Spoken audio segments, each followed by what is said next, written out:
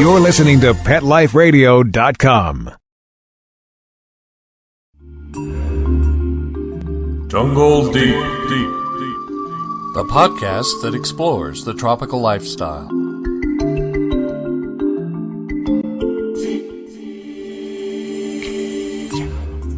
Hello, and welcome to the podcast Jungle Deep. This is your host, Dr. Jones. We are on safari, and I'm here with you to learn, to have fun, and to explore the jungle.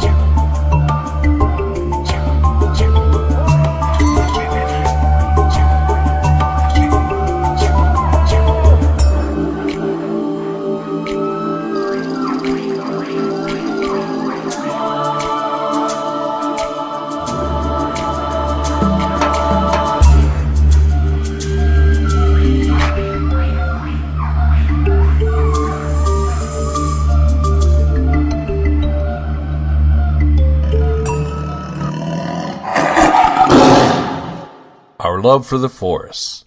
What can we learn from it about how to live? Today's episode is called Jungle Lifestyle, as we have a conversation about the elements of a healthy life, inspired by living among the trees. Our guest today is a model for all young people, an inspiration by simply how he chooses to live, close to the earth. Mick Mittermeier.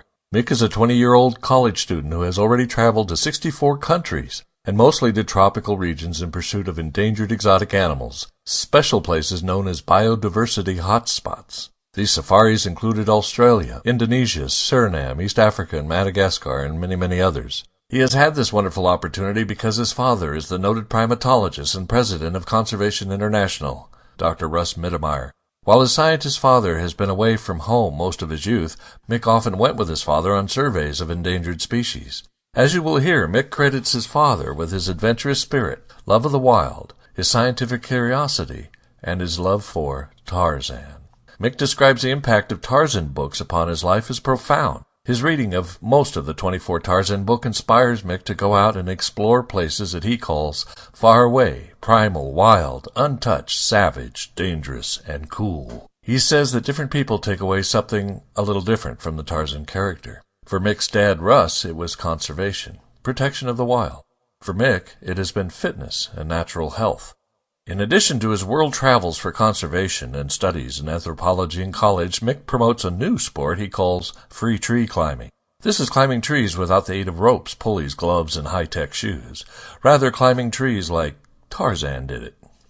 Recent health movements known as MoveNat, for Move Naturally, and the Paleo Diet promote exercise based on barefoot running, throwing, climbing, swimming, carrying, and eating naturally, all healthful behaviors rooted in our human past. Mickey is taking it to the trees. He says, "People think it's weird, but I think it's fantastic." Revealing his appealing confidence, he adds, "I just have to teach them." He does not believe in common gym workout regimens, protein shakes, pills, and even hormones, but in a natural way to fitness. One that works with your natural biology rather than trying to manipulate it through using machines and chemistry. Mick's attitude is like a breath of fresh tropic air. Let's listen in on this conversation with Mick Mittermeier. We'll be right back, right after these messages. Stay tuned. Life Radio has doggone fur-flying fantastic deals for our listeners. Go to petcodeals.com and get $6 off your order of $60 or more, and up to 40% off hundreds of items at Petco. Petcodeals.com. But that's not all. Are you talking to me? Pet Life Radio listeners, try Audible.com now and get your first 30 days of Audible Listener Gold membership plan free. And get a free audiobook. Choose from over 100,000 titles. To get this great deal, go to audibledeals.com. That's audibledeals.com. The new Dyson Animal Vacs are powerful bagless upright vacuums for homes with pets. Air muscle and radio root cyclone technology generates the strongest suction power to powerfully remove dust, dirt, and pet hair from the home or car. Go to DysonDeals.com. DysonDeals.com To order your Dyson Animal Vac today. Go to PetSmartDeal.com and save up to 30% on awesome gifts for the pets and pet people in your life. Toys, collars, leashes, PetSmart gift cards, treats, And more. Go to PetSmartDeal.com today. PetSmartDeal.com. Let's Talk Pets on PetLifeRadio.com.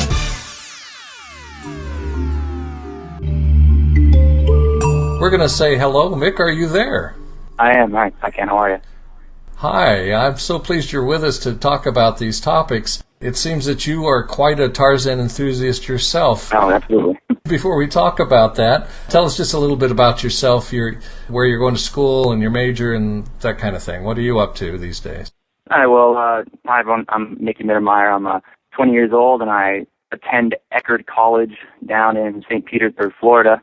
Currently, I'm trying to pursue a major in either cultural or biological anthropology, either focusing on different cultures around the world and ethnographies, or perhaps human anatomy and the body with biological anthropology. But I'm still working on it, and try and follow my father's footsteps. Yeah, I understand. He was an anthropology major. Yeah. Like most of the men in my family, we started out following biology in university, and then we all switched off into different fields. My brother with history, and my father and I with both of anthropology. Well, I'm going to be asking about, in fact, I'm sure we're going to be talking about quite a bit about your personal passions, but before we go into any detail, just give us an idea of what those are. What are some of your interests? Now, well, my interest, if you heard the podcast with my father, that's pretty much the same as his. From a very early age, my dad's been, inspiring me, my brother, and my sister, especially through things like travel. Since I was about 2 years old, I've been traveling. My dad, when I was 2 years old, took me to Australia, Indonesia, and Sulawesi, and I've been traveling with him ever since. About a month ago, I was in Estonia and Finland, up in the high Arctic, looking for wolves, bears, and wolverines. Yeah, that took me to my 64th country. I've been to 64 countries. Whoa! Yeah. Whoa! Wait, you're saying 64 countries? 64. It's wow. And I'm still. Yeah, that's pretty amazing, Mick, especially for someone just 20 years old. I think you qualify. I'm still not beating anyone else in my family. My dad's at about 150, 155, 156. My brother's at 102 or 103. My sister's at 40-something. My mom's at 80-something. Word. Yeah, it's good. It's an interesting lifestyle. I really enjoy it. But it sounds awesome. But I mean, your family ought to. With all that travel, you must own your own airline by now. we might as well, yeah.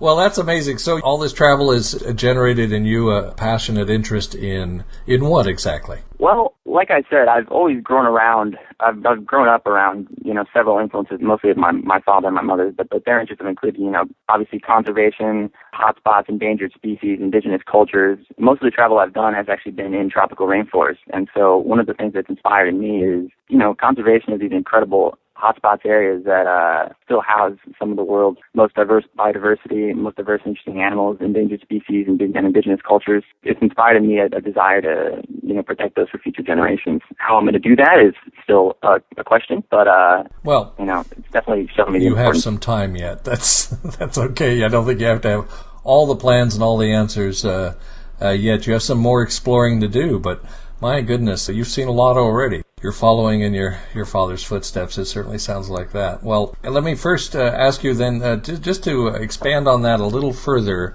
what is it like to have someone like Dr. Mittermeier as your father to be his son? I was going to suggest that he might be away a lot, but it sounds like he takes you with him a lot, too.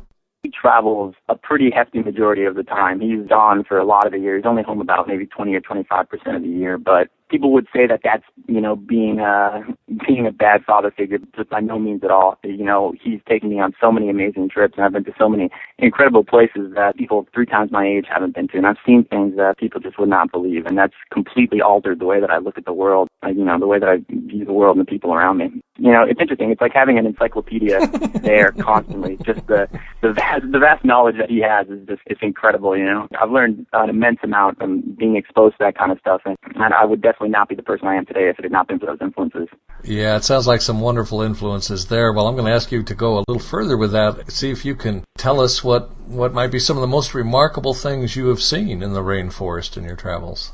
Well, in the rainforest, I've been to tropical rainforests. Most of the travel that we do has been in South America, mostly in Amazon and in the Guyana Shield. We've also been a little bit in Africa, or I've been a little bit in Africa. Like I said, my travels, pale in comparison to Russ's. So also in Southeast Asia a little bit, Australia and Papua New Guinea and places like that. When I travel with my dad, we mostly go look for, really cool endangered species, and also that takes us on really interesting expeditions. I gotta say, some of the best ones that I've been on have been in Amazon. I think one of my most memorable experiences is probably about 2 years ago when we went into the Central Surinam Nature Reserve in the country of Surinam in northern South America, in between the Guyanas. And the intention of that trip was to go find and climb an unclimbed mountain called the Van der Whitetop, which is an Inselberg or a forest mountain. And that trip had a great impact on me because we were going into this pristine, untouched rainforest, going up through rapids and through rivers and creeks and stuff, and spending several days cutting through untouched rainforest, and finally getting to this mountain. And it was an incredibly powerful experience because we were there. We were the first people, probably in recorded history, and if not in recorded history, or if not in history, then definitely in the last few thousand years. And I thought that was very powerful for me. It kind of brought to light the fact that many people think that the age of discovery and the age of exploration kind of ended with the explorers of the 19th and 20th century, like Wallace and Stanley and Livingstone. Going on trips like that really brings to light the fact that there are still places on Earth that are untouched by globalization and are untouched by man, and that they're still out there to find and explore. That's one of the things that's shown me and my siblings, is that there's always great potential for exploration, and that it's important to conserve those places. It seems that there's a real spirit of the explorer very much central to your family life. I imagine you could write some interesting books and tell quite a few tales. Tell us how all this started for you. Was Tarzan an early influence for you, like it was for your father? Like I've said, this is something that I've been exposed to my entire life. I've been traveling on summer vacations, winter breaks, whenever I've had time since I was pretty much born, since I was a little kid. This great spirit of adventure also, like you said, stemmed greatly from reading the Tarzan books. As I'm sure my dad told you, whenever he does interviews, he always says, people go, "Oh, so what do you do? And he says, I guess I just read too many Tarzan books when I was little, and I never really understood that until I started reading the books myself. The impact that they've had on me has been really profound. Like my dad mentioned, probably when he was 10 years old, he was in the Babylon train station in New York, and his mother bought him a copy of the book Tarzan at the Earth's Core, which talks about the adventures of Tarzan of the apes going to the lost world of Pellucidar, at the Earth's core in the center of the world. And just what he does down there and how he explores and everything, and battles dinosaurs and everything. And it's an awesome story. I definitely recommend it. When each one of my siblings and I turned 10, he gave us a copy of that book, a really old copy from 1916. We read them, and I've read most of the Tarzan books myself. It just instills in you a feeling of the primordial, a feeling of the wild and the savage, and that still exists in the world, that there's still places that are really wild and untouched and really dangerous and cool, and that you should go out there and explore them, and you shouldn't be afraid to do that. And for my dad, it's had several impacts. It's influenced him, like he probably mentioned, to continue to conserve and protect jungles and the places that Tarzan would have protected. And for yourself, it sounds like that influence started for you around age 10, even though you'd already been doing some traveling.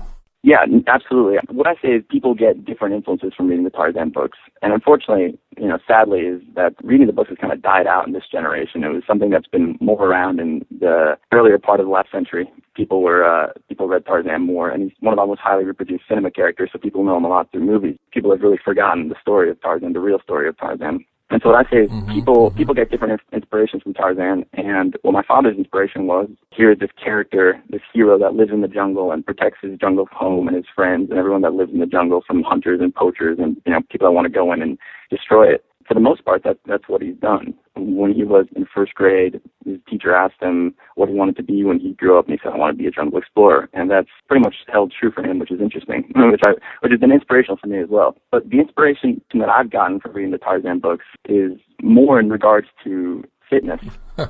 When I read Tarzan, what I saw was this boy that grew up, this baby that grew up in the forest, went through young manhood, and grew to be this strong, powerful, fearless character just as a result of living and behaving and eating and doing everything naturally, climbing trees, swimming, running barefoot.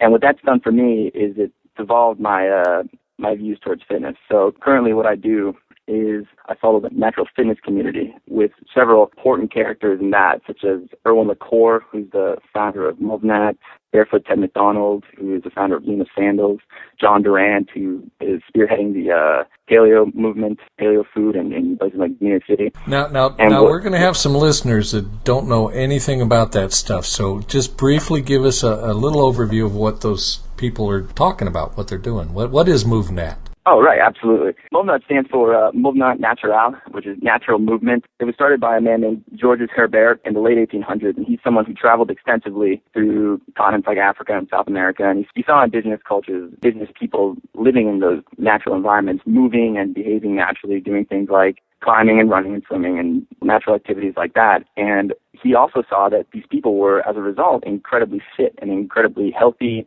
and strong and able to do things like perform acrobatics and other amazing feats. And what it made him think was that why is it that people living in society, living in industrialized countries, are out of shape? And what he did was he went home with that knowledge back to France, and he created the first natural movement school. It went well for a little while, but then kind of flickered out until Erwin LaCour took it back up just a few years ago, and he created Movnat. And Movnat follows the same basic principles. And for those who want more information about this, they can visit movnat.com. That's MOVNAT.com for a website about this kind of physical fitness. Okay, what about the others? You mentioned the paleo movement. What's that about? Paleo movement basically is talking about how pre-agricultural societies, hunter-gatherer societies that still exist in some places are much healthier than the ways of diet and fitness today, because there's all sorts of examples. If you look around and, see movies like Food Inc. or, I remember that one about McDonald's that was Super Size Me. It's these disgusting right. examples how societies just evolved, how it's digressed so vastly from the original hunter-gatherer kind of lifestyle. I think a lot of us suffer from that and have an intuitive feeling about that. So who's teaching this paleo way of looking at things, and tell us a little bit more about that movement and that information. Movnat and paleo diet, they kind of go hand in hand. They're meshing. It's just basically preaching natural movements, that you don't need to go to a gym to be fit, and that doing those repetitious movements aren't necessarily good for the body. And moving naturally is actually the way we're supposed to do things, as well as eating naturally. Eating naturally, pre-agricultural, meaning less fatty foods, less bread, less processed junk, and eating real meats and vegetables and fruits and natural real stuff. That's kind of something that I've been following to an extent, and then trying to adapt into my own life. And that also goes hand in hand with what I read from Tarzan, because Tarzan was obviously the tree climber.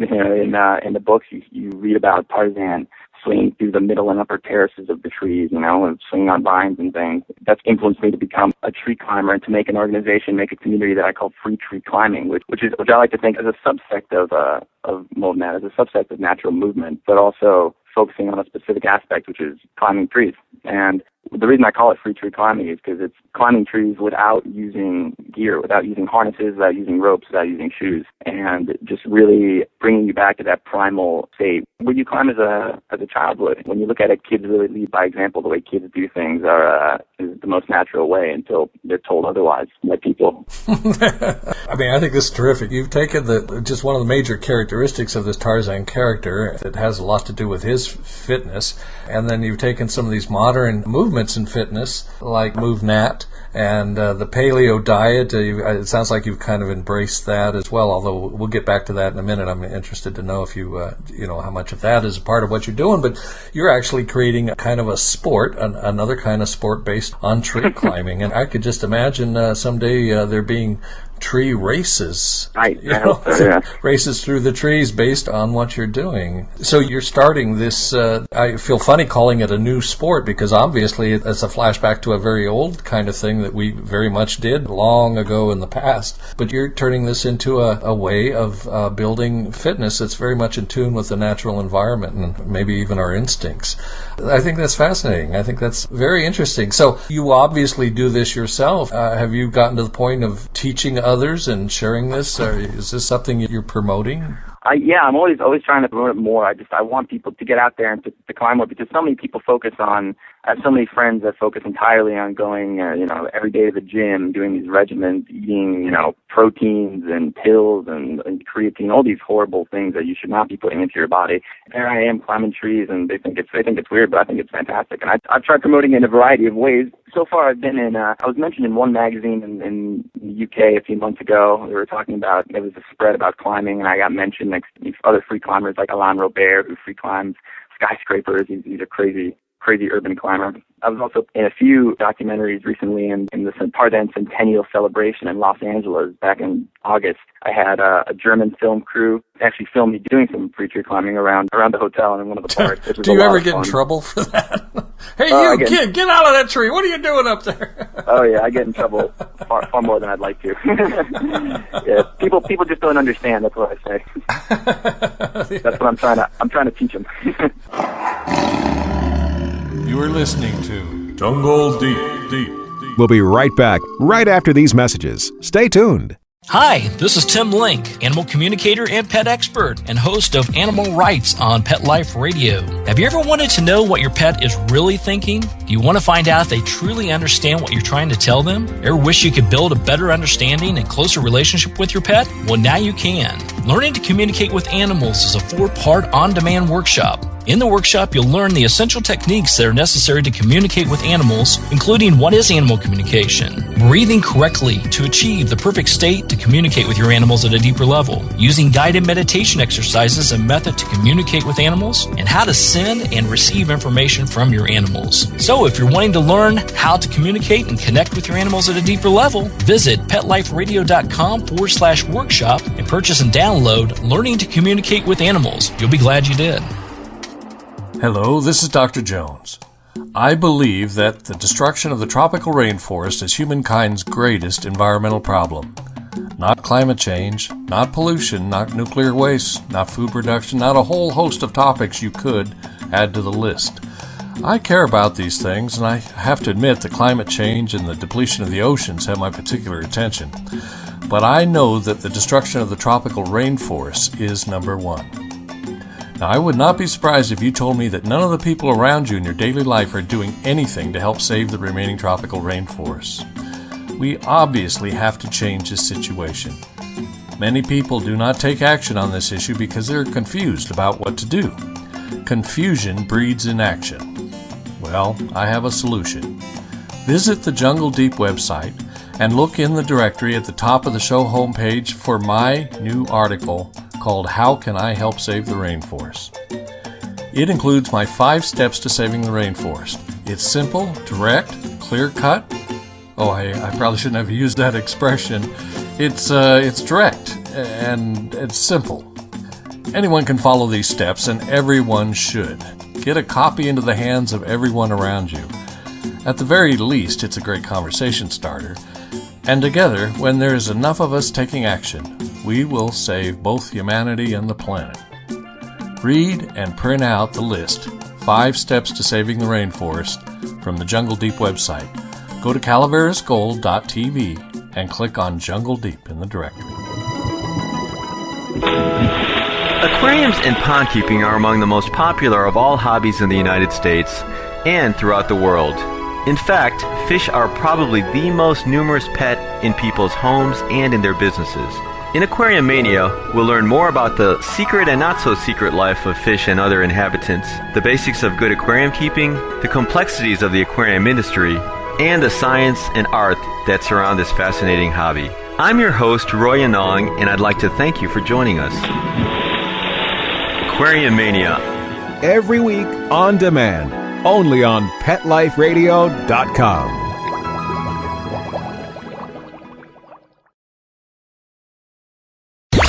Let's talk pets Let's talk pets on Pet Life Radio. Pet Life Radio. PetLifeRadio.com. Now, more of Jungle Deep.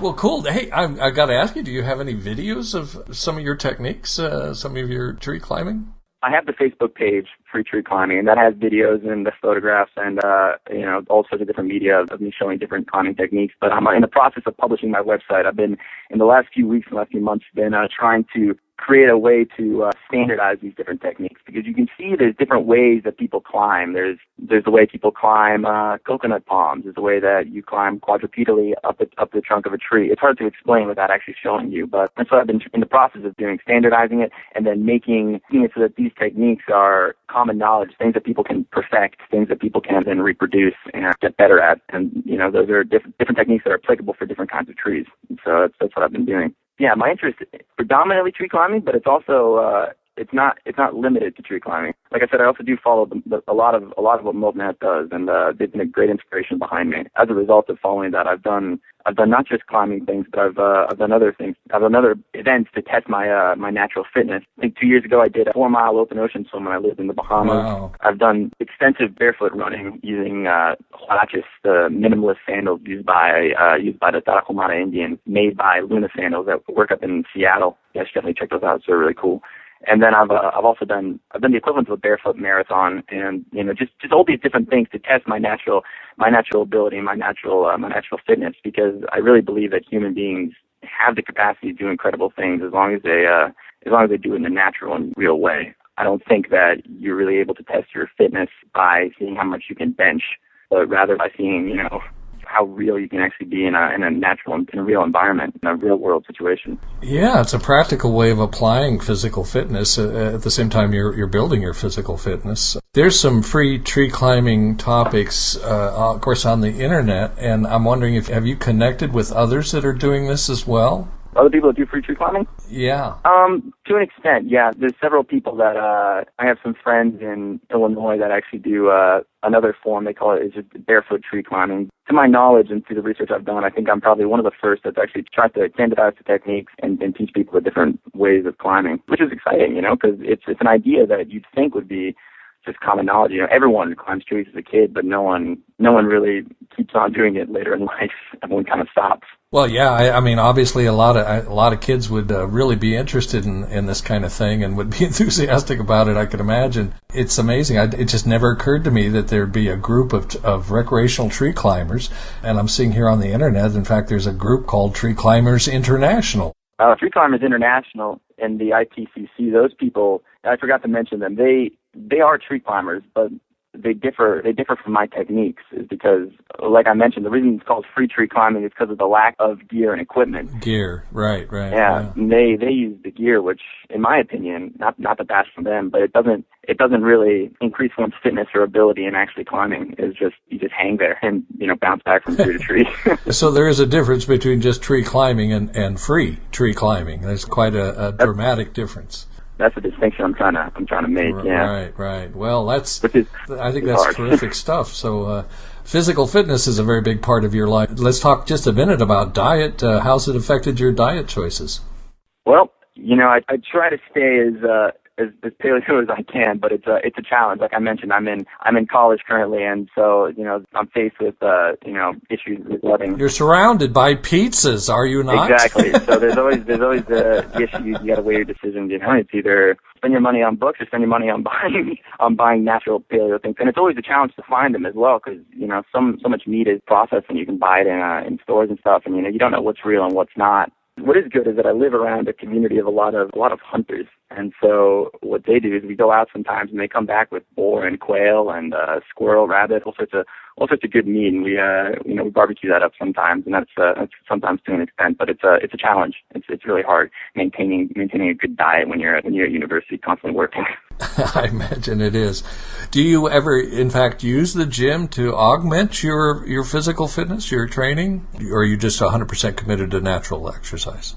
I say you have to be 100% committed to natural exercise if you're going to preach it, except for the paleo diet, obviously. I haven't been to a gym since early in high school. Well, Fun stuff. Let me ask you, because anyone who's into Tarzan, because it's the centennial year for Tarzan, we're talking about Tarzan quite a bit on Jungle Deep. Oh, yeah? And he has, as we've been discovering, been quite an influence for a lot of important people in the conservation movement. We're just learning more and more about that. You're just one more that's been very much influenced by Tarzan, both in your studies and in your physical life.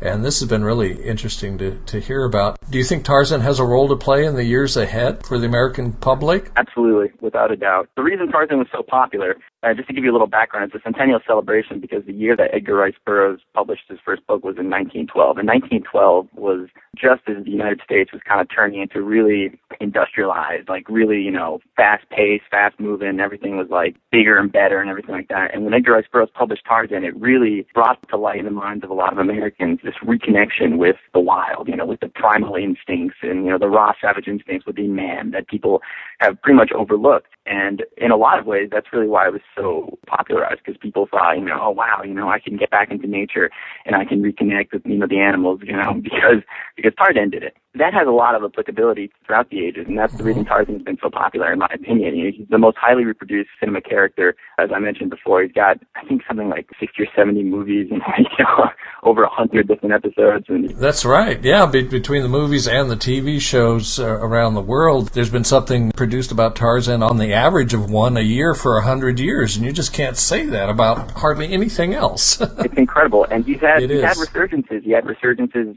It's really famous when the first movie came out, Elmo Lincoln in 1918. Then again in the 30s and 40s with Johnny Weissmuller, Buster Crabbe, all these characters in the 50s and 60s, and then again in the 80s and 90s. And it stopped for now, but they're looking for a new Tarzan character for the new movie. The release to be in, I think, in 2013. I forget the name of the actor, but there's another one coming up. So I'm really hoping for another resurgence in Tarzan, and not necessarily just another movie, but I'm really hoping for a resurgence of the books as well. Because if you've seen the movies, you really don't know what the books are about. The books are fantastic. The books are really, not even comparable. We have a lot of young people listening to this podcast, and I'd point out that, frankly, folks like you, people like you who are keeping this alive and spreading the word and developing new things from it, you're keeping Tarzan alive too. The folks like you that are into the physical fitness and employing the MoveNet type of physical training and diet and concern about, basically getting back to nature and respecting our own natural heritage as well as our natural environment. I think these are very important principles, and if Tarzan as a character can help interest people in these things and teach young people about these things, it's all good stuff. Absolutely. It's all good stuff. And people, frankly, like you today are helping to do that. So I think it's terrific. I'm going to be keeping an eye on you and seeing how your career progresses and the things you're up to. I'm definitely going to be following you on Twitter. So. I appreciate it. And I appreciate you helping us get the word out to young people and people of all ages. I'm sure there's a lot of people that wouldn't take Tarzan seriously. It's a real pleasure to meet someone like you who does. I think it's great stuff. And you don't only take them seriously, but you're pursuing some of these principles in your life. I think that's wonderful and fascinating and inspiring. Before we leave, because we are out of time, but I want to ask you a couple of things having to do with the tropical rainforest. On this program, I try to share with people just how important the rainforests are and how they influence our daily lives. There's so many products and foods that we get from the tropical rainforest and use in our daily lives, and most people are just not really aware of it. And production of these things is destroying the rainforests in many places in the world. The monoculture of palm oil and bananas and production of chocolate and so many more things that are produced in the rainforest. The rainforests have been destroyed in order to plant these crops. And there's more people on the planet all the time, so the demand for these things keeps increasing and the rainforest keeps shrinking. You've been around the world. You've been to, 42 countries, something like that? 64, yeah. 64. So what is your perception of rainforest destruction? Is it scary out there? I know it's not all bad news, and people like your dad are doing some wonderful, important things to help turn it around, but it's still kind of a scary situation, is it not? Tell me what your perception is of rainforest destruction. The thing is, I've been to quite a few rainforests, and I've seen a lot of different kinds of destruction and degradation. I've seen forest fragmentation. I've seen places where species once existed. I've actually seen species go extinct. I was, my brother, my dad, and I were the last. I've seen slash and burn agriculture. I've seen plantations. I've seen a lot. I've seen a lot of destruction. But at the same time, I've also seen a lot of potential hope. I've seen a lot of successful projects that I've gone through, especially in Conservation International with my dad's organization. I've been in places. I've been in success stories. The Central Surinam Nature Reserve, millions of hectares of preserved pristine rainforest. I've been to indigenous cultures where real work with the indigenous and protection of the rainforest is work. There's a lot of, just dozens of examples. There's dozens of examples of people destroying and using the rainforest incorrectly. And then there's also an equal amount of examples where things have worked. For myself, I am hopeful for the future. And I think that if I can do anything to inspire my generation to care more about it, that's fantastic. That's a life goal. If I can follow my father's footsteps and do something like that to help our planet. Because I've seen the rainforest, and it's something that I definitely want my children to see and, future generations to enjoy. My father always says that conservation is a constant struggle. It's a battle, and can't let it get you down. If you lose one battle, can't let it get you depressed. You can't let it get you down. You just got to keep on going. There's no end victories, just smaller victories. You win battles here, and you can't get down if you don't win them all. But I'm certainly hopeful. Yeah. Is there something you would advise just average people to do to help the rainforest? What can an average person do? What do you suggest to people? Well, there's any number of things you can do. People always say, do the little things that you can do, following the green revolution, turn your lights off, recycle, buy hybrid cars, do everything like that. But people don't realize that those small things that you do actually do help a great deal on large scales. There's other obvious things that you shouldn't do. Some places are really heavily exploited. If you go on vacation, don't buy bushmeat products. Don't buy things that are going to perpetuate negative behaviors in those cultures. You're saying pay real attention to what you consume. Absolutely. And where those products come from and how they're generated. Well, here on Jungle Deep, I do still preach, because I started out doing this quite a few years ago, the 3 R's, reduce, recycle, and reuse. Those are things that most people can still do more of. I kind of wrestle with that every day. I'm trying to find ways to practice those 3 R's a little better than maybe I used to. I think that's important for everyone to do, and getting informed. And I think, frankly, environmental devastation that has been happening for a long time. We have been consuming our environment far more than protecting it, and it's dangerous what we're doing. And I think inspiring others to learn more about these things and to adopt an environmentally friendly lifestyle as much as they can is important. So those are things I like to bring up is the good old 3 R's, and share this news, this information with other people and get more people. Frankly, we need more people involved in the environmental movement to make the changes and push for the changes that we need to have happen through our political systems and our corporate structures. I've seen the environment be a lot more popular as a concern and a topic and a priority for the American public. I've seen that in the past, and then I've seen it wane. And as I've said before, I think we're in a recession of environmental consciousness right now, and we need to bring it back, and it needs to not be taking the back seat in our lives. It's got to be first and foremost. It comes before everything else. Yeah, it absolutely does. We are a part of the environment. People have that inclination to think that we're a separate entity from the environment. What people really need to understand is that we are a part of it, and everything we do to it, we do to ourselves. We'll need to focus and take that absolutely 100% more seriously. Yeah, it's not an option. Environmentalism is not an option. It's really not. It's a priority. Anyway, you've helped to communicate all of that today. You've said one of the things you care most about is inspiring others, and you've certainly done that today. So it's been my pleasure to talk with you. I look forward to talking to you again. I hope we can get you to come back to Jungle Deep and tell us about some of your latest adventures. I hope so. Thank you very much for sharing all this stuff with us today. I really appreciate it. Thank you.